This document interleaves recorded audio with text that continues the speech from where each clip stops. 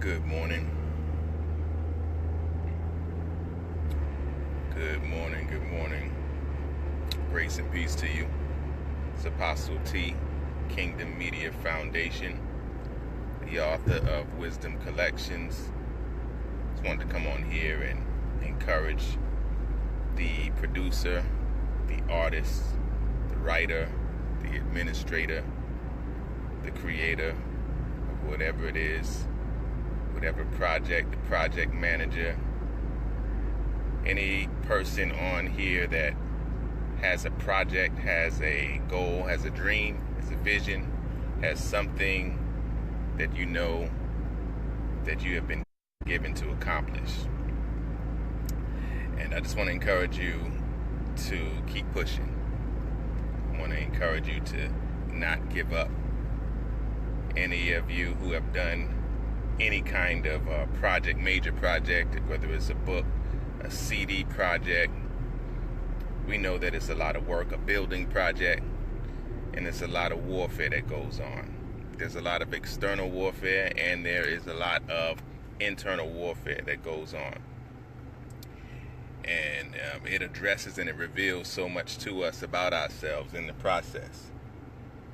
And see, I believe that this is one of the reasons why he has given us creative ability and why he has charged us, why he created us to do good works, because the working of projects also is a way to mature us. It's a way to reveal who we are to ourselves.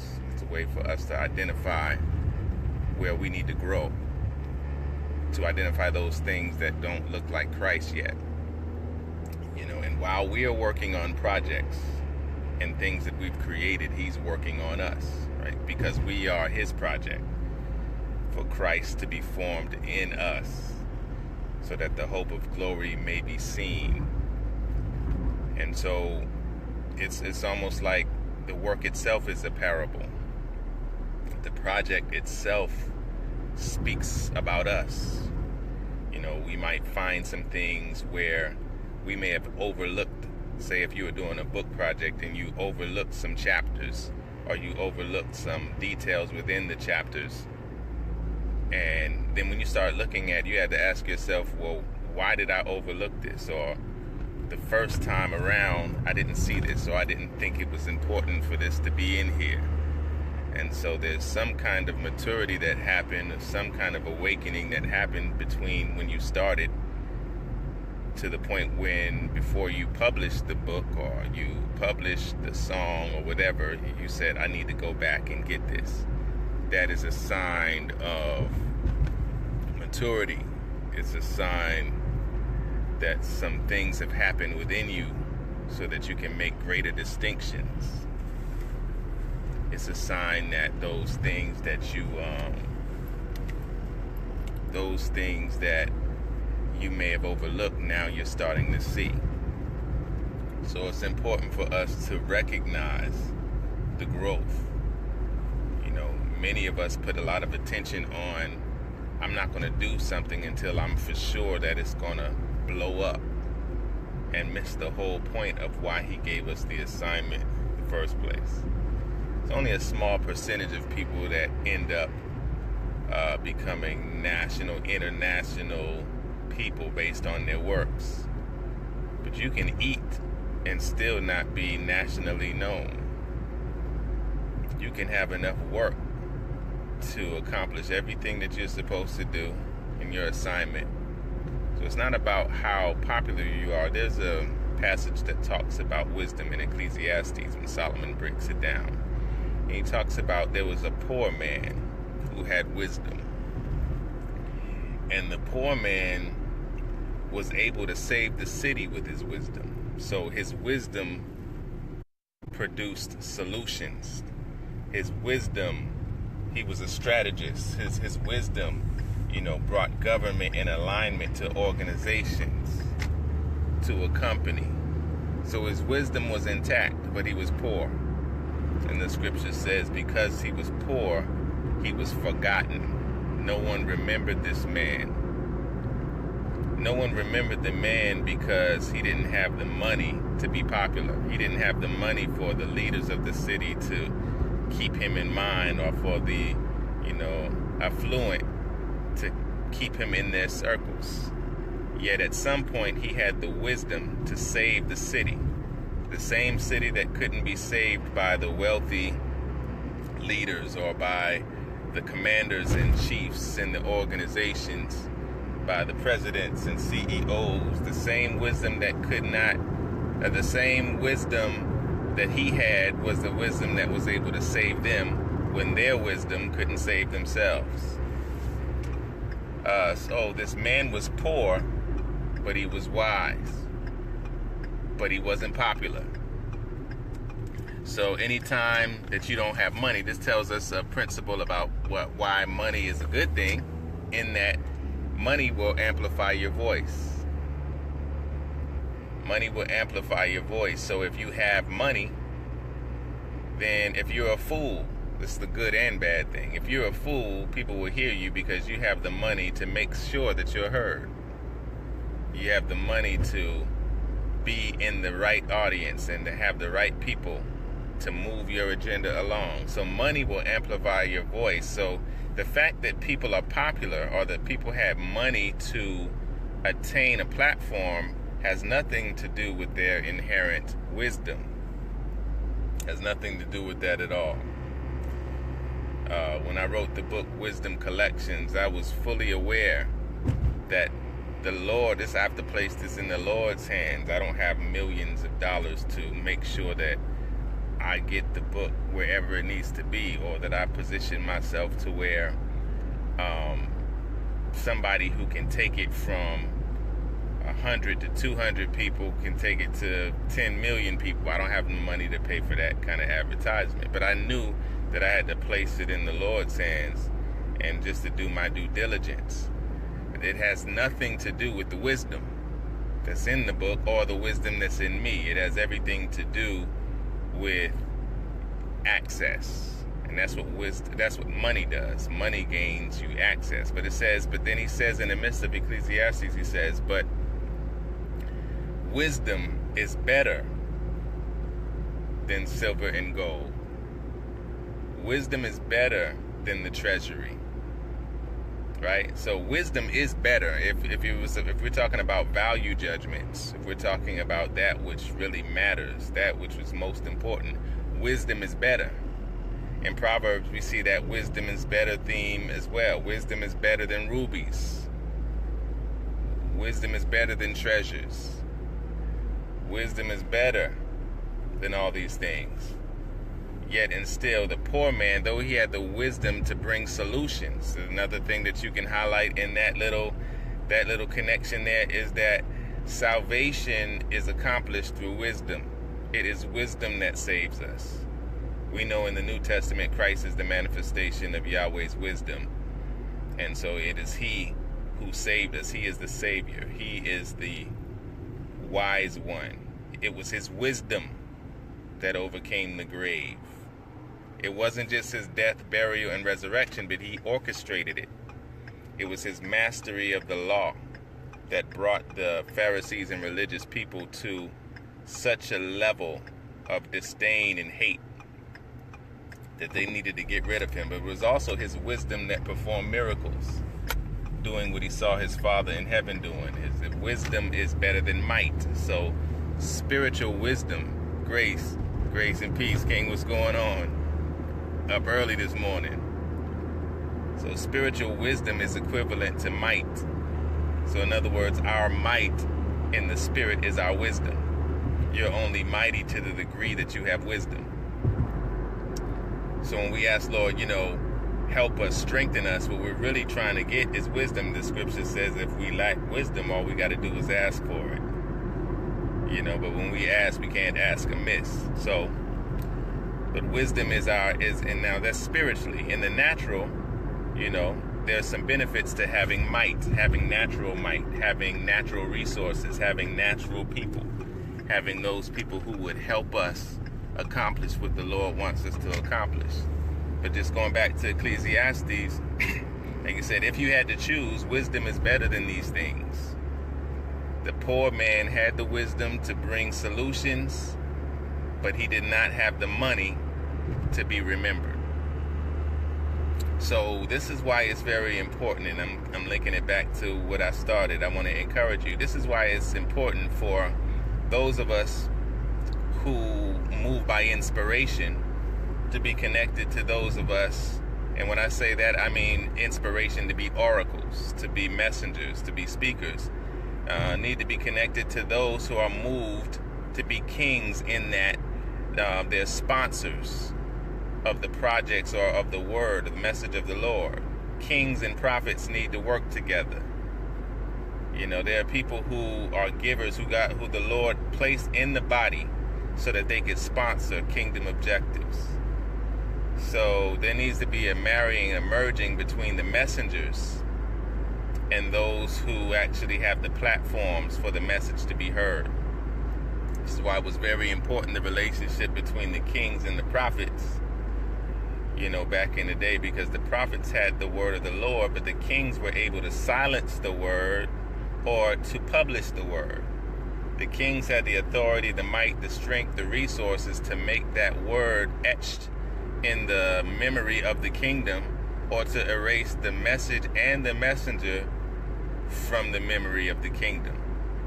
So it's very important that the move that we need to look into is that the sponsors, that heaven sponsors and the messengers work together instead of working against each other, or instead of not acknowledging one another. Everybody's not going to have the voice to speak, right? But everybody's not going to have the resources to actually bring out what has been spoken. So the poor man could save a city, but he was not remembered. That in and of itself is something that we need to really look at. Because for some people, their wisdom, it has nothing to do, some people's wisdom, it has nothing to do with their popularity. And nothing to do with their popularity at all. There are people that I know in the faith, they don't know anything about social media. They don't know anything about, marketing and branding. They don't know anything like that. But when you sit down and you talk to them, it's like a well of wisdom flowing out of them. You could be right next to somebody that you work with or that you interact with from time to time. Their wisdom concerning certain things can blow your mind. But they have no interest in being popular.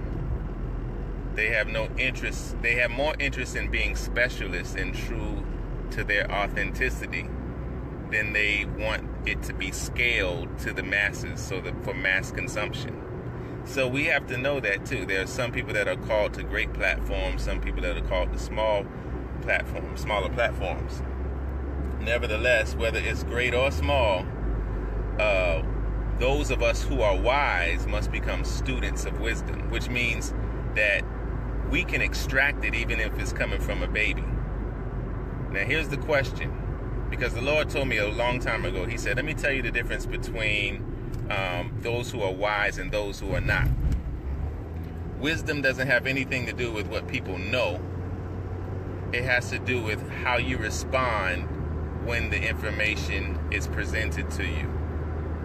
So it's not about how many facts you know, but it's about whenever you hear wisdom, how do you respond to it? So many of us don't know things about a lot of things, but whenever we are exposed to it, do we respond to it and recognize it and acknowledge it and embrace it, or do we shun it, reject it, refute it? See, these are the things that determine if we're wise. So our wisdom is not determined by our accumulation of knowledge. I talk about this in the book. It's not determined by our accumulation of knowledge, but it's a disposition of the heart. And once, it's almost like with anything else. If you're a student of something, you see it in everything. I'm now doing a little hobby, messing around with sketching. I'm not trying to be a professional illustrator, but the more that I mess around with the hobby, the more it teaches me to observe lines and shapes and things in everything that I'm doing, even when I'm not really trying to think about it. So whenever we become a student of something, it's like the lens through which we look, and we see everything through that lens. So that's kind of like what wisdom is. Once we dedicate our heart to wisdom, then we say, how can I get this? And I want to just say this for a moment. I don't know, every time when I see DJ Wiggles' name come on, even if you don't stay on or if you came in later, every time I see your name, the Spirit of the Lord begins to speak to me about comedy. And I don't think that it's just for you, but I believe that a part of it is for you. But one of the most intelligent, one of the things that separate humans from other species is our ability to recognize things that are funny. It's our ability to recognize humor. That's one of the greatest demonstrations of intelligence, is to find things that are funny. Now, and I say funny because some of them are coincidental, so to recognize coincidences, paradoxes, to recognize contradictions.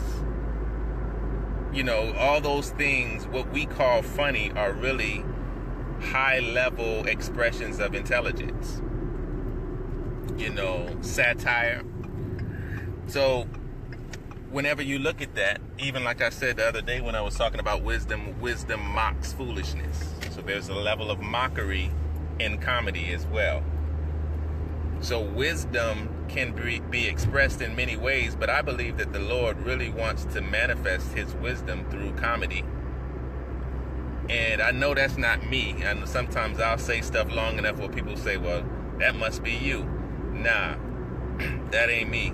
But I do know how to identify in the spirit when something needs to happen in his kingdom, or when some kind of gift or some kind of expression needs to be elevated, and to speak it and keep prophesying it until it begins to manifest. But yeah, there's a degree of wisdom that the Lord wants to express through comedic expression. I'm not saying that he doesn't do that now, but just to a greater degree. So I encourage you, if my role today would just say is to be a promoter of wisdom, to be an evangelist of wisdom, because we understand that wisdom can be another name for Christ himself. But to be a promoter of wisdom and to call you to embrace it. Embrace wisdom as a lifestyle. To be a student of wisdom.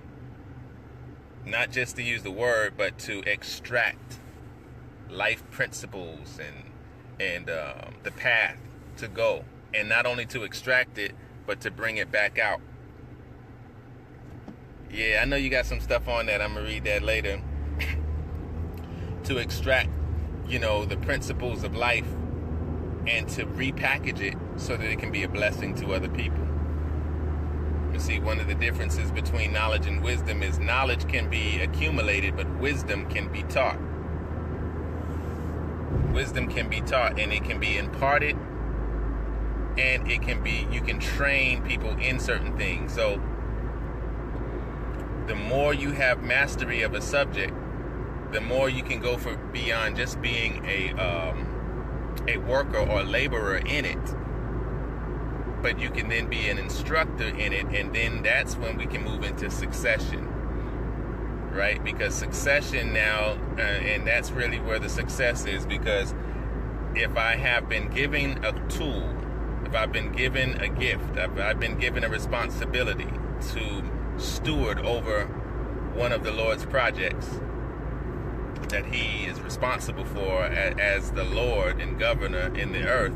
If I've been given stewardship over something, then one of my responsibilities is to make sure that stewardship is maintained and continues even after I leave. And so that means there needs to be a mentoring component, which means there needs to be a level of mastery in it so that I can replicate, reproduce, and then it takes wisdom to do that. So wisdom helps mentors reproduce the legacy that they have, which is the stewardship of the Lord's work. So let's build on that. In your today, make that a devotional, make that something in you. How can I continually express wisdom. Oh, one other thing. I'm trying to get off, but one other thing I want to say, and that is that your gift, we always talk about gifts, charisma, abilities, but your gift is really an expression of wisdom. And that's what makes it the difference between a talent and a gift. Somebody can have a talent, but that doesn't make it their gift. Your gift is an expression of wisdom. Wisdom brings solutions. You know, King David, well, before he was king, David wasn't the only one who could play the instrument. He wasn't the only one who could play the harp, but he was the only one that was called upon to play skillfully to the point where Saul would be relieved as he played. So that wasn't just talent. That was a gift, but that gift was skill. There's a degree of skill that is embedded within a gift that brings solutions to problems. So we need to also be able to distinguish between what is our talent and what is our gift. And sometimes our gift will embody a talent, but we confuse the gift with the talent. But I'll build on that some more later on. Hey, listen, y'all have a good morning, good day. Conquer your day, grace and peace. I'll talk to you soon. Shalom.